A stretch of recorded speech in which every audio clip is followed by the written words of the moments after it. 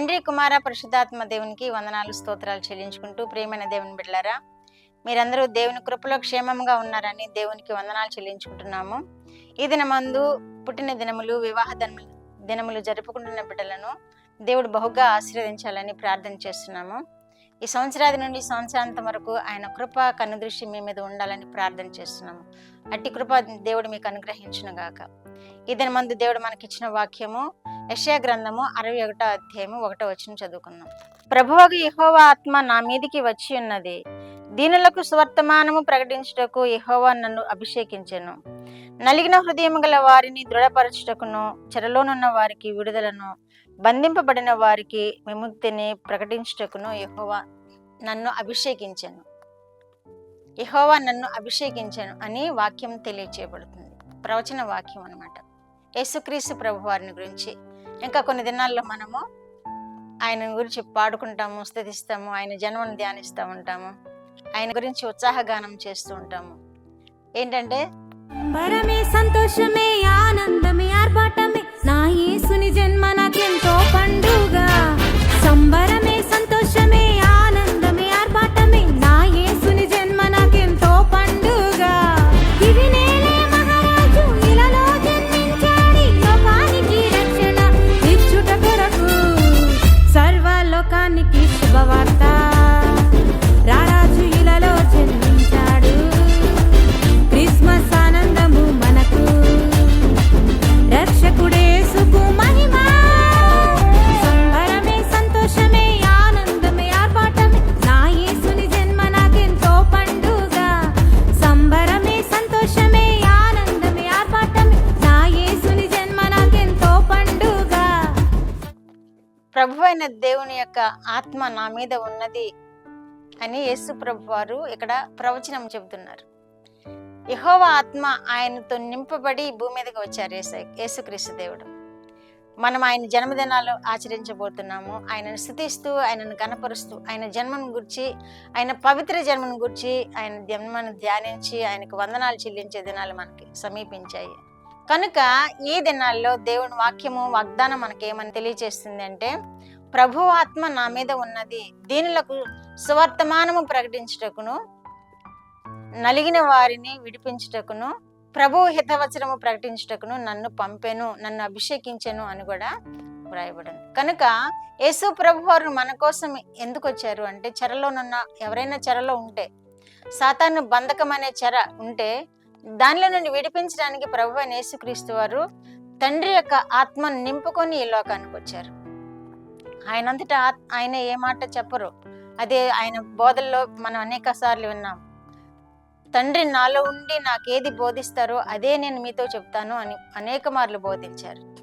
కనుక తండ్రి ఆత్మయే ఆయనలో ఉండి భూమి మీదకి వచ్చారు యేసు ప్రభువారు. తండ్రి, కుమార, పరిశుద్ధాత్మ ఏకమై అనేక మార్లు లోకంలో కార్యాలు జరిగిస్తూ ఉంటారు. కనుక దేవుని ఆత్మ చేత నింపబడిన మన యేసుక్రీస్తు ప్రభువారు ఈ లోకంలోకి వచ్చినప్పుడు ఆయనను మనము ఘనముగా ఆహ్వానించుకోవాలి. మన హృదయాల్లోకి ఆయనను ప్రతిష్ఠించుకోవాలి. ఈ జన్మంలో ఆయన పుట్టుకను మనం ధ్యానిస్తున్నప్పుడు ఆ పుట్టుక యొక్క మర్మము యొక్క మహిమను మనం హృదయాల్లో నింపుకోవాలి. ఆ మహిమ నింపుకున్నప్పుడు మనము ఆయన జన్మదినాల గురించి మనం సంతోషిస్తాము, ఆనందిస్తాము. మన కొరకై ఉద్భవించిన దేవుడని మనము ఆయనకు స్తుతి చెల్లిస్తాము. నలిగిన హృదయం గల వారికి నెమ్మదినిచ్చే దేవుడుగా ఉన్నాడు. చెరలోనున్న వారిని విడిపించే దేవుడుగా ఉన్నాడు. హితవత్సరమును ప్రకటన చేసే దేవుడుగా ఉన్నాడు. హితవత్సరము అంటే రాబో దినాలు యేసు ప్రభు వారు ప్రకటించిన 3.5 సంవత్సరాలు కూడా అనేక విషయాలు, పరలోక రాజ్యం గురించి, ఈ లోకం గురించి, రాబో ఉగ్రత గురించి, నరకాన్ని గురించి, పరలోక రాజ్యాన్ని గురించి ఎన్నో బోధించారు. కనుక అటువంటి హితవత్సరాలు మేము ప్రకటించడానికి నేను వచ్చాను అని వాక్యం తెలియచేయబడుతుంది. కనుక యేసుక్రీస్తు వారి జన్మము మనం ధ్యానం చేద్దాం. ఆయన పవిత్ర జన్మమును మనం ధ్యానం చేద్దాము. ఆయన పవిత్ర జన్మంలో ఉన్నటువంటి మహిమను మనం ధ్యానం చేద్దాము. యేసుక్రీస్తు ప్రభు వారి యొక్క ప్రభావము మనము చూద్దాము, ఆయనను సేవిద్దాము, ఆయనను కీర్తిద్దాము. అలాగే మత్తయి సువార్త 5వ అధ్యాయము 2వ వచనంలో కూడా దీనులైన వారు ధన్యులు, పరలోక రాజ్యము వారిది అని రాయబడి ఉంది. ఎవరైతే దీనులుగా ఉన్నారో వారికి హితవచనం ప్రకటించడానికి వచ్చారు. ఎవరైతే దీనులుగా ఉన్నారో వారికి చెరల నుండి విడుదల కలుగు చేయడానికి వచ్చారు. ఎవరైతే దీనులుగా ఉన్నారో వారు ధన్యులు అని కూడా యేసుప్రభు వారి మాటలు తెలియజేస్తున్నారు.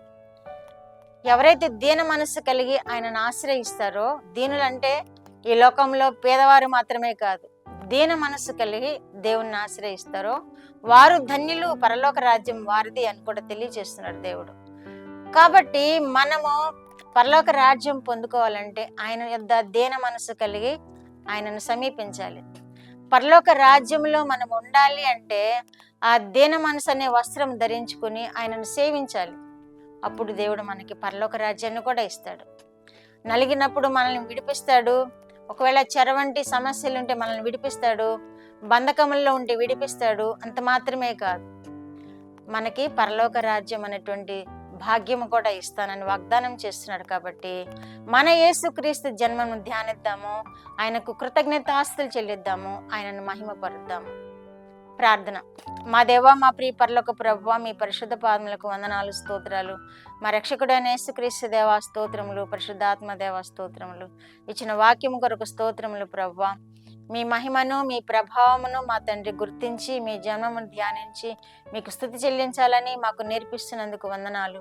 యెహోవా ఆత్మ మీ మీద ఉండి మీరు కార్యాలు భూమి మీద జరిగించారని మీరు తెలియజేస్తున్న విధానాన్ని బట్టి మీకు వందనాలు. వింటున్న బిడ్డలందరినీ మీరు ఆశీర్వదించండి. ఈ జన్మదిన శుభదినాల్లో వారిని ప్రత్యేకంగా దీవించండి, ఆశీర్వదించండి. వారి స్థుతులను మీరు అంగీకరించి వారిని దీవించి మీరు మహిమ పొందమని యేసుక్రీస్తు వారి పేరిట ఈ మనవులు మీ పాదముల యొద్ద వేడుకుంటున్నాను పరమ తండ్రి. ఆమేన్.